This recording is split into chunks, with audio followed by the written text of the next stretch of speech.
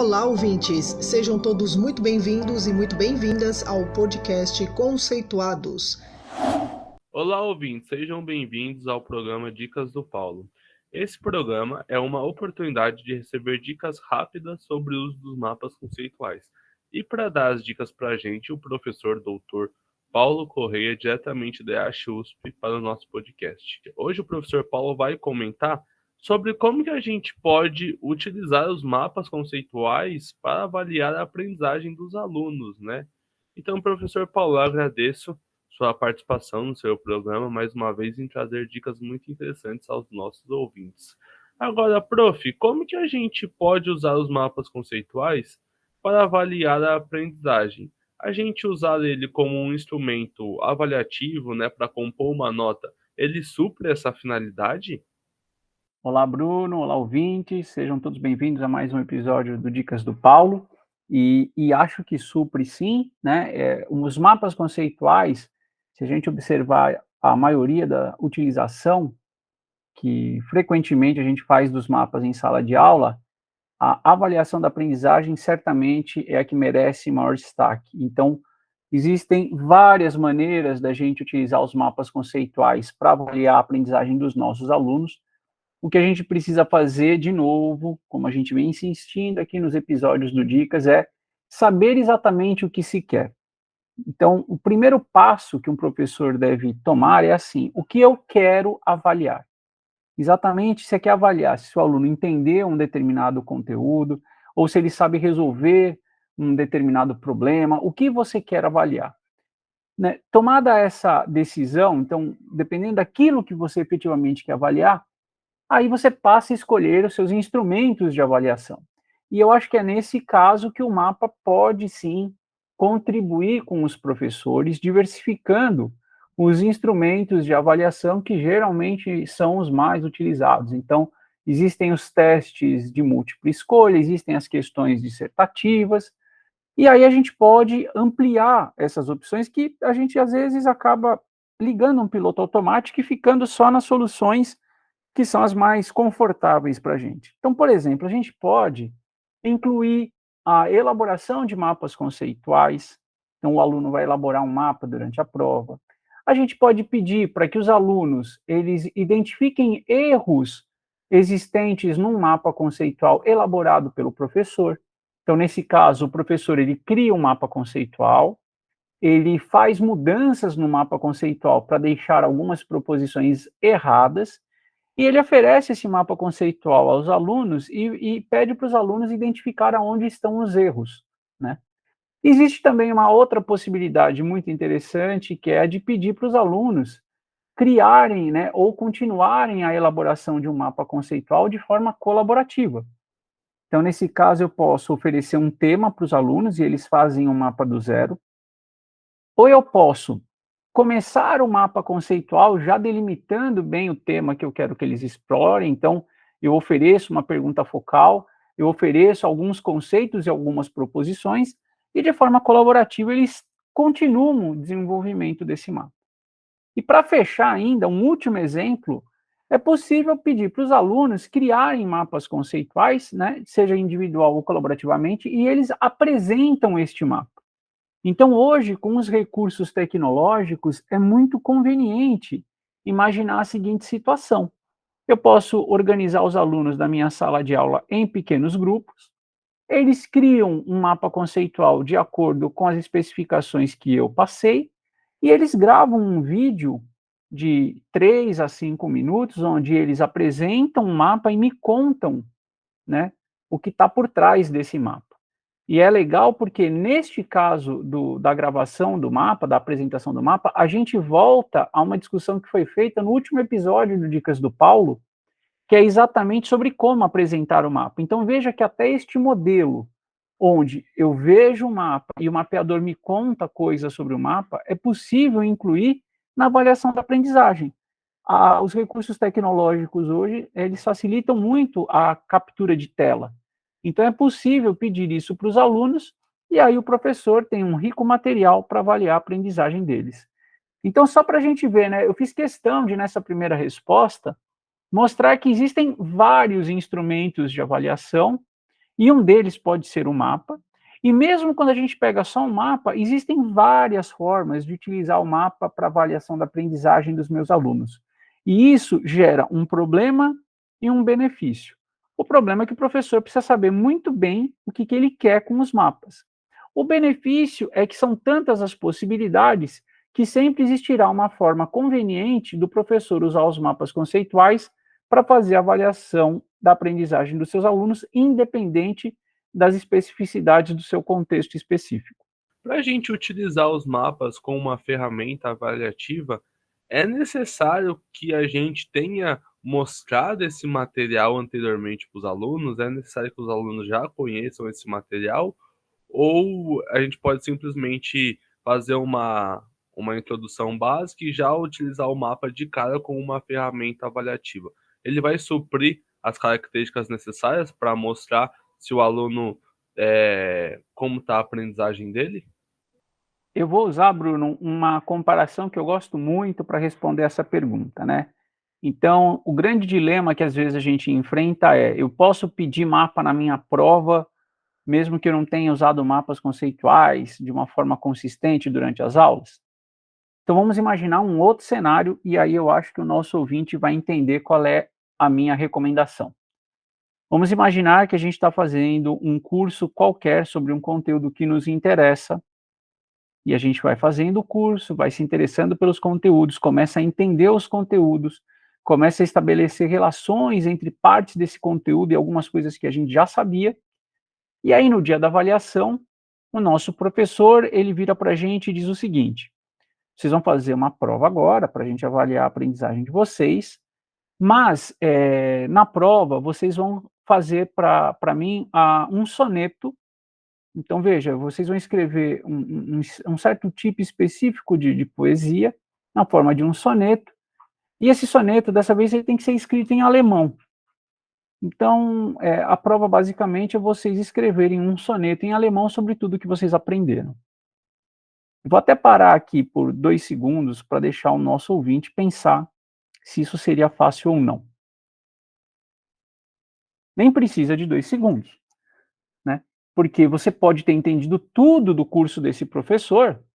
Só tem um problema: eu não sei o que é um soneto, eu não lembro disso direito, eu nunca fiz um soneto, e eu não sei nada de alemão.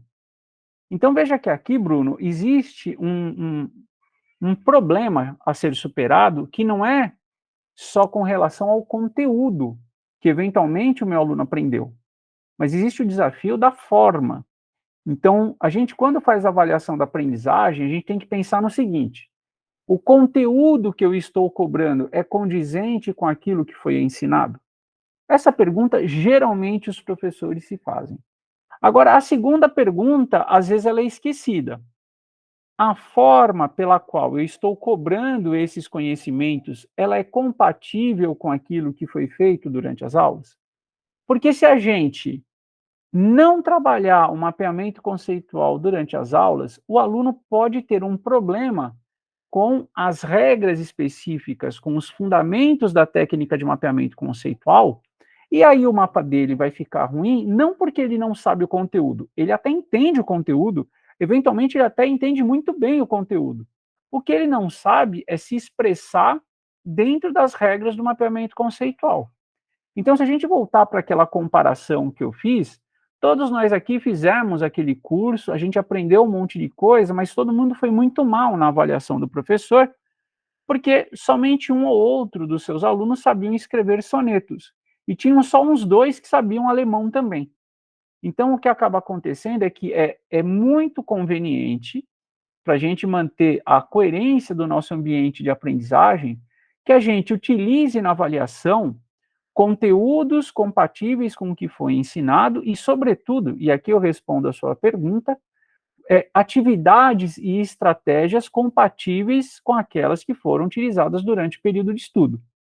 Então, particularmente, eu não gosto da ideia de usar o mapa conceitual só na avaliação da aprendizagem, porque eu acho que, de alguma maneira, você está pedindo para o seu aluno escrever um soneto em alemão, ainda que você tenha essa grande ilusão de que fazer mapas conceituais é algo fácil. Talvez não seja tão difícil quanto escrever um soneto alemão, mas talvez não seja tão fácil quanto você esteja imaginando. Então, eu sempre recomendo, pratique e explore os mapas conceituais durante o período de estudo, e aí você consegue incluí-lo de maneira, vamos dizer assim, mais satisfatória, coerente, sem sustos para os alunos na avaliação da aprendizagem. Professor, muito importante esse comentário que o senhor faz em relação a não ser uma surpresa para os alunos, né? Para os alunos já terem algum contato com os mapas antes de chegar num instrumento avaliativo e a gente é, propor esse soneto em alemão, né, na comparação que o senhor fez, sendo algo totalmente fora da caixa e novo para os alunos, que além da dificuldade em conseguir expressar o conteúdo aprendido, surge também a dificuldade dita, né, pelo domínio da técnica em saber fazer o mapa, né? O senhor disse que é adequado, né? Sugere que seja feito primeiramente um contato com os mapas durante o estudo, para depois ele ser utilizado como uma forma de avaliar a aprendizagem. Agora, professor, eu na situação de professor posso te fazer uma contra-pergunta, né? Perguntando, tá, eu tenho que usar esse mapa no estudo, né? Orientar os alunos a usar esses mapas no estudo para depois utilizar na prova. E qual vantagem eu ganho em utilizar os mapas para avaliar a aprendizagem desses alunos, se demanda essa preparação anterior? Ele se mostra eficaz em algum caso específico ou fazendo a preparação ele vai se mostrar assertivo para todos nós? Eu acho que os mapas conceituais, como o próprio nome diz, eles acabam sendo mais eficientes quando eu preciso avaliar o entendimento que os meus alunos têm sobre um tema. Então, se o meu objetivo é avaliar o conhecimento conceitual, ou seja, as relações conceituais que eles têm sobre um determinado tema, aí eu acho que os mapas conceituais, eles oferecem uma ótima alternativa. Justamente porque eu consigo representar essas relações conceituais por meio de proposições. É claro que eu posso fazer essa mesma avaliação também utilizando questões dissertativas, estudos de caso, e tem uma série de possibilidades, mas os mapas conceituais permitem um registro explícito de como os conceitos se relacionam. E essa talvez seja a forma mais fácil da gente identificar concepções alternativas que os nossos alunos construíram durante o período de estudo. É claro que existe um pedágio, vamos dizer assim, a se pagar para que você tenha essa capacidade de identificar concepções alternativas nos mapas conceituais. É necessário que os alunos tenham familiaridade com a técnica de mapeamento conceitual, ou seja, eles precisam ter uma compreensão clara sobre o que são as proposições, o que é a clareza semântica, qual é o papel do verbo no termo de ligação para explicitar as relações conceituais e uma série de outros detalhes que a gente vai aprendendo na medida em que a gente constrói mais e mais mapas, na medida em que a gente revisa os nossos próprios mapas. Então veja que o potencial do mapa, ele reside na análise, né, na avaliação, melhor dizendo, de conhecimento conceitual, e para isso eu dependo de um treinamento na técnica para que os alunos estejam familiarizados a esta forma de se expressar. De alguma maneira, voltando à resposta anterior, eu preciso ensinar o meu aluno a escrever sonetos em alemão. Senão eu não posso cobrar isso dele. E se eu cobrar isso dele, até melhor dizendo, vai ser muito injusto. Ele não vai conseguir escrever e eu vou achar que ele não entendeu o conteúdo. Agora, se o meu problema for avaliar, por exemplo, conhecimento procedimental, eu quero saber se o aluno é capaz de executar alguma coisa, eu acho que nesse caso é mais fácil oferecer um problema concreto, palpável para ele resolver. Nesse caso, por exemplo, as idas ao laboratório acabam sendo úteis sempre que isso é possível, porque lá eu vou oferecer um problema e eu quero saber se ele sabe resolver o problema. Se a gente pegar o próprio conteúdo da matemática, é diferente ele entender algum conceito matemático, né? E outra coisa é ele conseguir operacionalizar esse conceito na resolução de um problema. Eu acho que, com relação aos conhecimentos procedimentais, os mapas ajudam menos do que outras formas da gente questionar e testar esse tipo específico de conhecimento. Então, se a gente resumir tudo isso, os instrumentos de avaliação que a gente tem que usar nas nossas aulas, nas nossas disciplinas, tem que começar considerando o seguinte: o conhecimento que está em jogo nessa avaliação que eu estou planejando, ele é conceitual ou ele é procedimental? Se ele for conceitual, o mapa conceitual é certamente uma grande opção, desde que sejam atendidas as condições que a gente acabou de apresentar, né? Cuidado, não vai pedir para o seu aluno escrever um soneto em alemão, porque nem todo mundo sabe isso, né? Analogamente, né, eu posso até dizer para os mapeadores que têm mais experiência com a técnica: cuidado, não é porque você sabe usar mapa conceitual que é fácil fazer bons mapas conceituais. E aí, se o conhecimento em jogo for um conhecimento procedimental, eu prefiro outras alternativas, de forma que o meu instrumento de avaliação eventualmente vai conter uma parte experimental ou um problema a ser resolvido, às vezes uma atividade com mapa conceitual e depois uma questão que pode ser dissertativa, explorando, por exemplo, aspectos atitudinais com relação ao tema. Então, veja, né, Bruno, é muito rica essa discussão sobre avaliação da aprendizagem, porque existem várias coisas que eu posso avaliar, e para cada uma dessas coisas existem várias opções metodológicas que se traduzem em diferentes instrumentos de avaliação. Então, aqui, de novo, eu reforço que a gente acaba tendo como professor um problema e um benefício. O problema é entender exatamente o que você quer avaliar, com quais objetivos e tudo mais. O benefício é que você tem um monte de opções, de instrumentos de avaliação, e mesmo quando a gente considera só os mapas conceituais, um monte de opções de atividades envolvendo os mapas conceituais. Então, a gente acaba sempre achando uma composição de instrumentos de avaliação que é adequado para o nosso caso específico. Então, ainda que seja um problema aparente no início, se a gente, como professor, souber exatamente o que a gente quer avaliar, a gente vai achar os melhores caminhos e, às vezes, não vai usar mapa.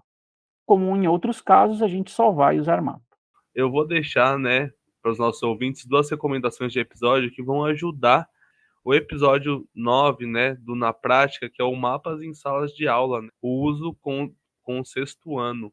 É um breve relato de como uma professora do sexto ano do ensino fundamental utiliza os mapas conceituais e pode ajudar e trazer insights, dicas, né, como que você incrementa esse mapa em sala de aula, né? E além dessa experiência no sexto ano, tem experiência no ensino médio e no ensino superior também. É só você conferir esses episódios na nossa playlist do Conceituados. Agora, com esse episódio de hoje, com essas recomendações, só resta você maratonar esses episódios e colocar seus alunos para fazer os mapas conceituais. Tchau, tchau. Um abraço. Além do podcast, você pode encontrar informações sobre o nosso grupo de pesquisa e o conhecimento produzido no canal do YouTube, Facebook e LinkedIn Mapas Conceituais e o nosso perfil no Instagram, Conceituais Mapas. Esperamos vocês por lá.